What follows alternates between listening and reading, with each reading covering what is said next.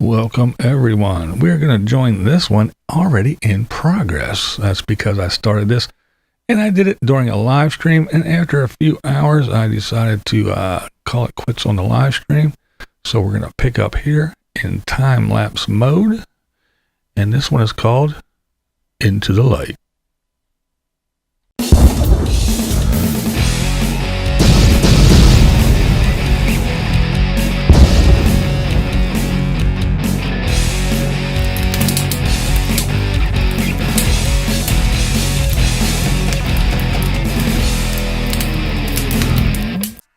Alright, yep. Started this one on live stream. This is how far it got after a couple hours. And we're just going to pick up from here. Now this one, we're going to really concentrate on the light source, because it's very important in this particular painting, and you will see as it progresses why I say all that. Right here, this little spot right here, I'm working on that little spot between those trees. That's where everything's going to originate from and come this way as far as lighting goes. So as we're doing this, we had to keep this in mind. The light is coming kind of from in front of us, at us, but a little bit to the right. No, to the left, excuse me, to the left. And we'll have to keep that in mind as we are progressing on in this painting.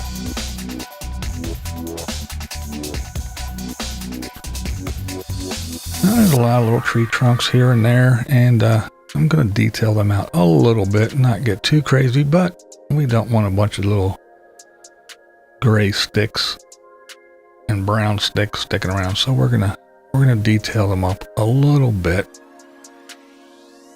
to give this a little bit of realism. We started out with, we already have most of the background all in. Things off into the distance in our background, so we're gonna be picking up with these trees, and there's lots of them again, and we're gonna make them look like trees instead of a bunch of sticks. So we're gonna detail them out a little bit, give them some bark, some little nubs, and indications of different types of trees so they all don't look the same.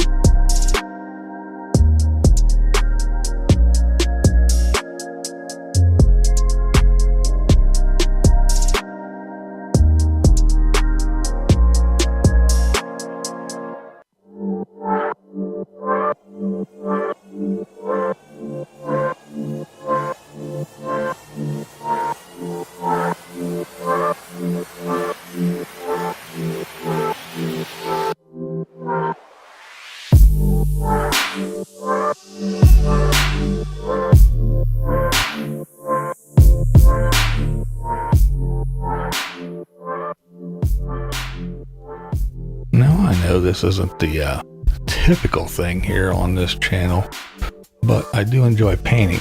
However, if folks really don't want to tune in and watch these, then I will stop posting them for sure, because it does take a lot of work. I can just sit down and paint and go about my business, and boom, ta-da.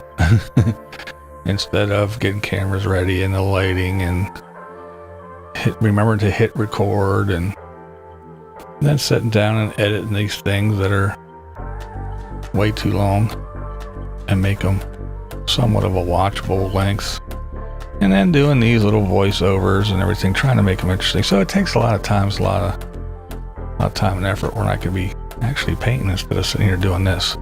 So if the views don't pick up, then yeah, I'm still gonna paint, but I will not be posting.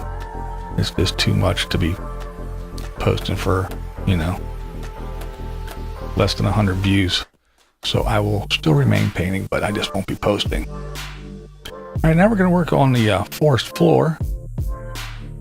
And again, everything layers, layers, and layers. Add that dark under painting, and we're going to go on top with different browns and everything. Now we're going to do like I did before. If you watched, punch some holes in these trees. Let the sky come through. Mix up some sky color and just punch some holes in, and that opens up that canopy. Makes it look more realistic and lets some light and air into this painting.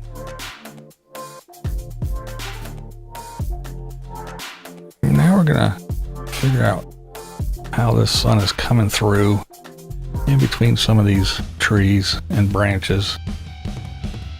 And we're gonna start establishing that light.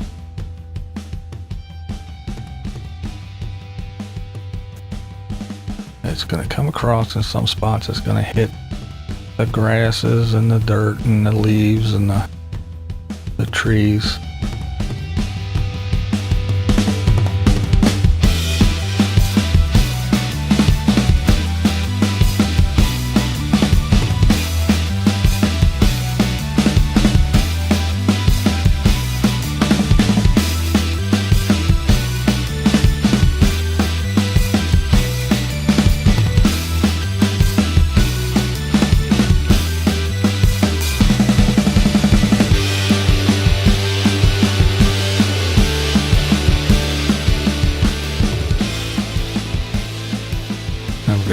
Forest floor again a little bit more, so you have some reds and oranges.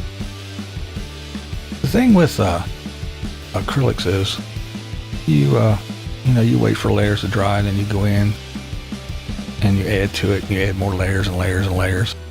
The disadvantage of it is for oils is with oils you have those underpaintings, those undertones, and they don't dry. So whenever you go over it with something, it makes a new color all on its own just by different tones. One little color going over it mixes differently.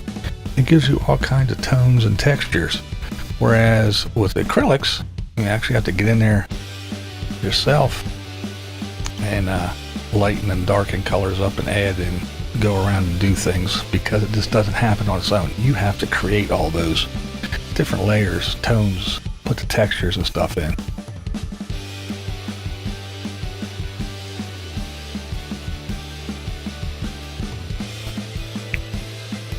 Now keeping that light source in mind, remember I told you kind of zero in on that one little spot there between those trees, that little opening where everything kind of disappears off into. Well, as you can see, that's where we're going to concentrate, and we're going to say that most of our light's coming in through there. Now we do have some coming in from the side there, that left side. It's going to trickle in and make its way through. And it's going to come in over the top of the canopy there, trees, leaves, depending on how high the sun is up in the sky. There we go. See, we're going to concentrate it right there is where it's going to come. There's the source. And we're just going to let it creep on in across this little low spot here and meander its way back towards us.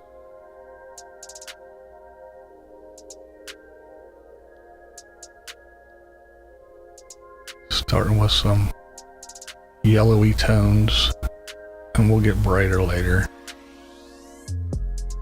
And some's going to sneak across in between some of those trees over there, and it's going to come in over on this right side, just kiss the tops of the grasses and weeds over there, bushes, and then it's going to snake its way in between the tree trunks and come over towards us.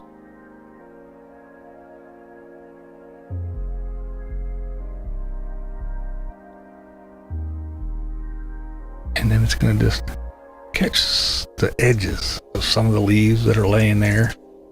Not the whole thing, so it's not going to be all lit up real bright, but you're going to get little glints and hints of things where it just catches an edge.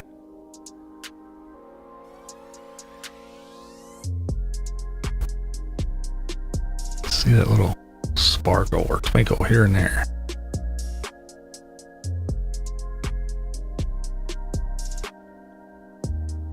And you have to also remember that in those shadows, you don't want it just stark dark brown or black or whatever for the shadows. You want to be able to see some of the stuff that's laying there on the ground in those shadows. So as you're putting your underpainting in, your undertones, you got to remember, just put them everywhere. Don't say, oh, well, that's going to be a shadow. And we'll still be able to see that there's leaves or something there on the ground in those shadows. So don't neglect that part either.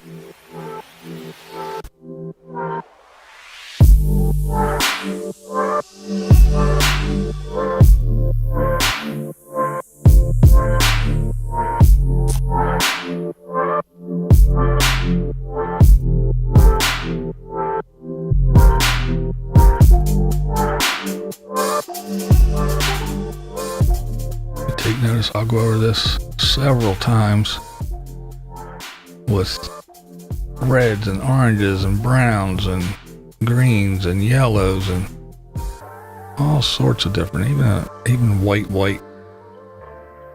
Yeah, we want to get it all in there. Layers. I say it so often. It's all about the layers.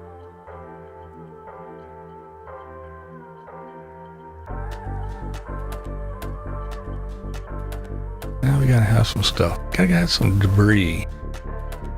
Some things that just laying around.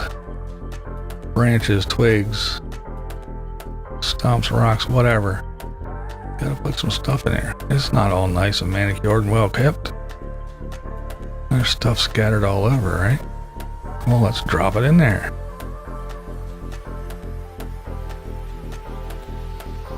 And once we do drop it in, we're gonna have to go back and we're gonna have to hit it with some highlights here and there where the sun is and do all kinds of things to make it blend into that painting that you had. You just don't want to plunk something in there. You gotta make it meld right into the painting. So we'll do that by just a couple layers, different little colors, a little hint of where the sun's gonna catch it, and then put a little shadow maybe behind it.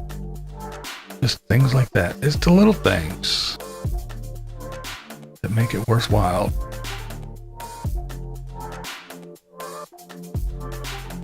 Just some of those things that you put in that draw someone's eye to a certain spot. Give them a focal point.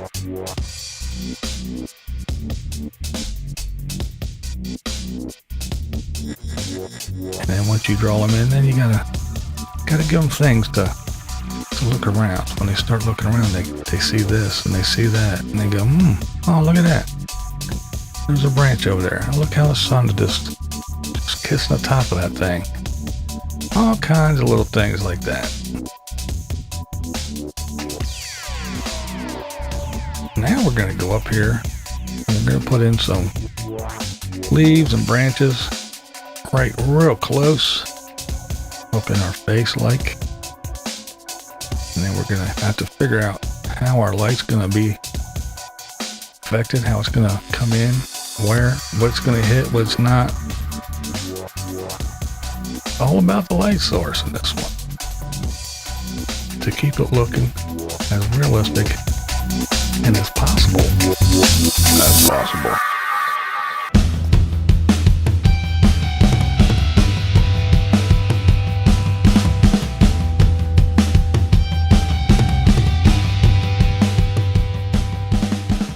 Notice that left side is in the light. There's going to be some light coming through and catching those leaves. Over there on the right side, not so much. So we're going to be using darker tones over on the right. And we're going to start with the lighter stuff on the right. And this branch hanging here in the middle, we're going to kind of mix it up. Going to have some dark and light spots where the light's dancing off of some, but not quite reaching some. Because of our vantage point, we're going to have sunlight coming straight at us, towards us, but a little bit's kind of come over from the right. So it's going to catch some of these things a little bit differently. Said right again, it's going to be coming over from the left, excuse me. So So everything on the right is going to be in the shadows, a little bit darker tones.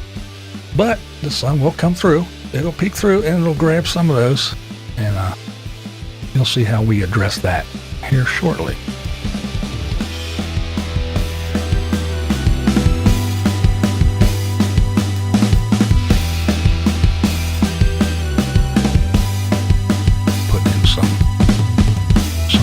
Brown, some rusty colors just to break it up.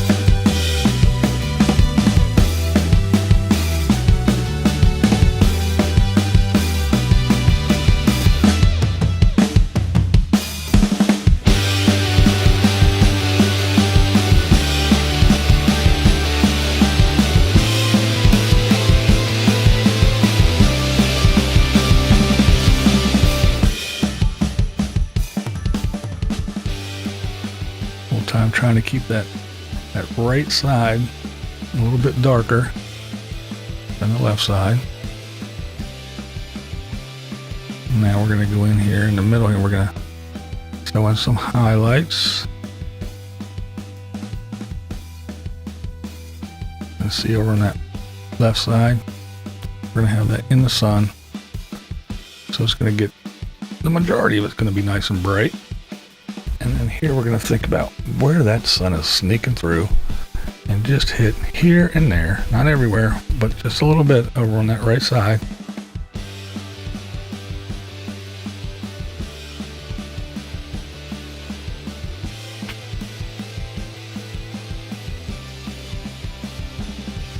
Again, that word, here comes layers. See, we're going to go in yet again with even more highlights.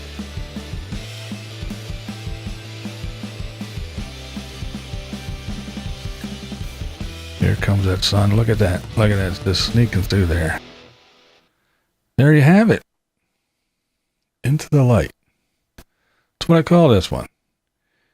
Just hanging out in the forest, walking around, roaming around in the shadows, and then you come to it. There it is, the light. Go ahead. Walk towards it. Into the light. Follow it down into the opening. What's down there? A little pasture? A meadow? A clearing? Only you can find out. What we do here is go back.